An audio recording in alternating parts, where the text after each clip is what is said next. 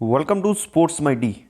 तो एक ऐसी डिमांड है जो जब भी कोई नया कोच इंडियन फुटबॉल को ज्वाइन करता है वो इस डिमांड को रखता है। फैंस भी इस चीज़ को चाहते हैं और जिस हिसाब से हमारी परफॉर्मेंस रही है एफसी एशियन कप में, उसको देखते हुए ये चीज़ होनी भी ज़रूरी है इंडियन फुटबॉल में, और वो है PIO और OCI प्लेयर्स को इंडिया में लेकर आना। अब PIO का मतलब होता है पर्सन ऑफ इंडिया ओरिजिन और OCI का मतलब होता है ओवरसीज सिटीजन ऑफ इंडिया। ये प्लेयर इंडिया से बिलोंग करते हैं, इंडिया ओरिजिन होते हैं, बट ये बाहर जाके लीग्स खेलते हैं और बाहर जाके ही वहाँ की सिटीजनशिप ले लेते हैं। आप एग्जांपल के तौर पे ले सकते हो कि कोई प्लेयर्स इंडिया से हो, इंडिया ओरिजिन हो, और वो बाहर इंग्लैंड की किसी भी कह सकते हो कि लीग में खेलना शुरू कर दे, वहाँ कुछ वक्त बताए, उसके बाद उसको सिटीजनशिप उस इंग्लैंड की मिल जाए जहाँ वो बेटर क्वालिटी खेलता है, बेटर एकेडमीज में होता है और एक बेटर प्लेयर बन जाता है। अब उन सब को इंडिया में लेकर आने की काफ़ी ज़्यादा डिमांड होती है। अब वो प्लेयर इंडिया में आकर क्यों नहीं खेल सकते, इसका सबसे बड़ा एक रीज़न कह सकते हो कि इंडिया में ड्यूल सिटीजनशिप नहीं चलती है।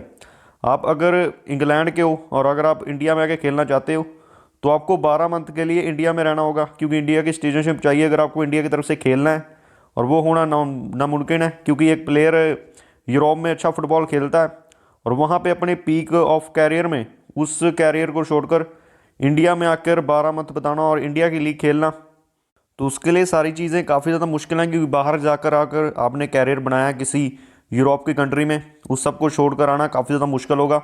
और दूसरा रूल ऐसा भी है कि अगर बाहर जो क्लब्स होते हैं वो इंडियन प्लेयर्स को नहीं खेलने देते, क्योंकि इंडिया की जो फीफा रैंकिंग है वो 70 से नीचे है। अभी हमारी रैंकिंग 117 है, तो 70 के आसपास रैंकिंग की टीम्स को, प्लेयर्स को मौका मिलता है यूरोप की लीग्स खेलने का, और हमारी रैंकिंग तो नीचे है, तो वो ऐसा भी नहीं हो सकता कि इंडिया में आकर वहाँ की सिटीजनशिप रख के इंडिया में आकर खेल सकें। तब इंडिया में ऐसा लॉ भी है कि वहाँ दूसरे कंट्री की सिटीजनशिप लेकर इंडिया की नेशनल टीम से नहीं खेल सकता कोई भी प्लेयर। प्लेयर्स के लिए काफ़ी ज़्यादा नुकसान ही है अगर वो इंडियन नेशनल टीम से खेलना चाहते हैं, क्योंकि हमारे यहाँ रूल कुछ अलग हैं, बाकी कंट्रीज़ में नहीं होते हैं। जैसे अगर हम बात करें, इराक हो गया, उसके अलावा चाइना हो गया, कतर, सऊदी अरेबिया, और भी बड़े नेशन है, मोरक्को जो लास्ट वर्ल्ड कप में सेमीफाइनल तक गया था, इनके पास भी प्लेयर्स होते हैं, वो भी PIO और OCA होते हैं। बट इनके यहाँ पे एक रूल है ड्यूअल सिटीजनशिप रखने का, जिसकी वजह से प्लेयर्स को काफ़ी ज़्यादा दिक्कत नहीं होती। वो अगर किसी यूरोप क्लब में खेलते हैं वहाँ की सिटीजनशिप भी रख सकते हैं और अपने नेशन की भी सिटीजनशिप रख सकते हैं, बट इंडिया में ये रूल नहीं है। तो इसके लिए कुछ अलग लॉ बनाना पड़ेगा, कि कुछ अलग रूल बनाने पड़ेंगे कि दोनों नेशन की सिटीजनशिप रख सकता है। अगर कोई यूरोप के किसी नेशन से किसी क्लब में खेलता है और साथ में इंडिया की सिटीजनशिप दोनों रख सकता है, ऐसा कोई रूल बनाना पड़ेगा, वो भी अलग से, और वो भी फुटबॉल के लिए ये होना काफ़ी ज़्यादा नामुमकिन है। उसके अलावा जो कल्याण चौबे हैं और इगोर स्टीमैक ने भी इस चीज़ की रिक्वेस्ट इंडियन गवर्नमेंट से की है कि इस चीज़ को, इस रूल को बनाया जाए, जिसके होने के चांस काफ़ी ज़्यादा कम इस समय दिख रहे हैं। इस समय इंडियन फुटबॉल की जो एसोसिएशन है उन्होंने कुछ प्लेयर्स की लिस्ट भी निकाली है जो प्लेयर्स इंडिया को नेशनल टीम में खेलना चाहते हैं, जो इस समय यूरोप के कुछ बड़े क्लब्स में खेलते हैं, और कुल 24 प्लेयर्स की लिस्ट भी निकाली गई है जिनको टारगेट किया गया है और उन प्लेयर से बातचीत की गई है कि वो इंडिया की तरफ से खेलना चाहते हैं कि नहीं। और इसमें से वो कुछ 5 प्लेयर्स हैं जिनके ऊपर ज़्यादा इंडियन फुटबॉल फेडरेशन का ध्यान है कि इन प्लेयर्स को इंडिया में लाया जाए, और ये प्लेयर्स भी काफ़ी ज़्यादा इंटरेस्ट जता रहे हैं।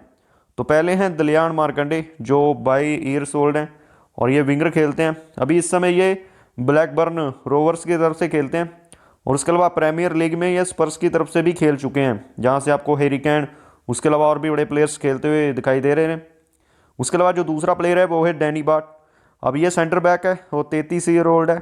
उसके अलावा ये इस समय नॉर्विच सिटी की तरफ से खेलता है, बट पहले ये वॉल्वर हैम्पटन की तरफ से भी खेल चुका है। उसके अलावा जो अगला प्लेयर है वो है सरप्रीत सिंह। अभी ये अटैकिंग मिडफील्डर है, उसके अलावा विंगर भी खेल लेता है, और ये जो में हांसा रॉक स्टॉक की तरफ से खेलता है जो बुंडेस लीगा की 2nd डिवीज़न है। उसके अलावा अगले प्लेयर की बात करें तो वो है यान डांडा, 25 ईयर ओल्ड मिडफील्डर है, और इस समय ये हांसा सिटी की तरफ से खेलता है और लिवरपूल की यूथ टीम का भी हिस्सा रह चुका है और मिडफील्डर की पोजीशन में भी खेल चुका है। और अगले और लास्ट प्लेयर की बात करें तो वो है मनप्रीत सरकरिया जो 27 ईयर ओल्ड विंगर खेलता है।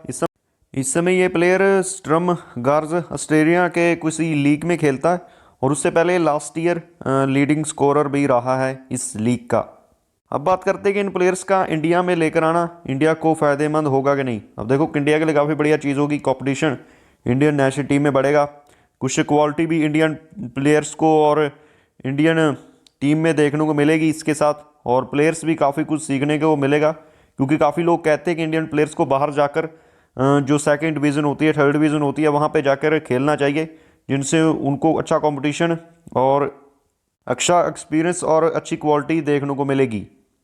प्लेयर्स नहीं करते हैं, क्योंकि आपको पता है कि आईएसएल क्लब्स काफ़ी अच्छा अमाउंट देते हैं एक सीज़न का प्लेयर्स को, तो वो ज़्यादातर ऐसी चीज़ें नहीं करते हैं। बट अगर इन प्लेयर्स को लाया जाता है, अगर कुछ गवर्नमेंट इस चीज़ के ऊपर ध्यान देती है, अगर ऐसा कुछ रूल बनता है, तो इंडियन फुटबॉल के लिए काफ़ी बढ़िया चीज़ होगी, और बाकी कंट्रीज इससे काफ़ी अच्छा फ़ायदा उठा रही हैं। अगर इंडियन फुटबॉल भी उठा लेता है तो इंडिया के लिए काफ़ी बढ़िया चीज़ होगी, और ये चीज़ शायद हो भी सकती है। अगर देखते हैं आगे क्या इस चीज़ के ऊपर इंडियन फेडरेशन और इगोर स्टीमैक की रणनीति रहती है। अगर ऐसा होता आगे तो काफ़ी बढ़िया चीज़ है। उसके अलावा आज की वीडियो में इतना ही। आई होप आपको वीडियो अच्छी लगी हो तो लाइक करना और चैनल कर लेना सब्सक्राइब। मिलता है अगले वीडियो में। Thanks for watching.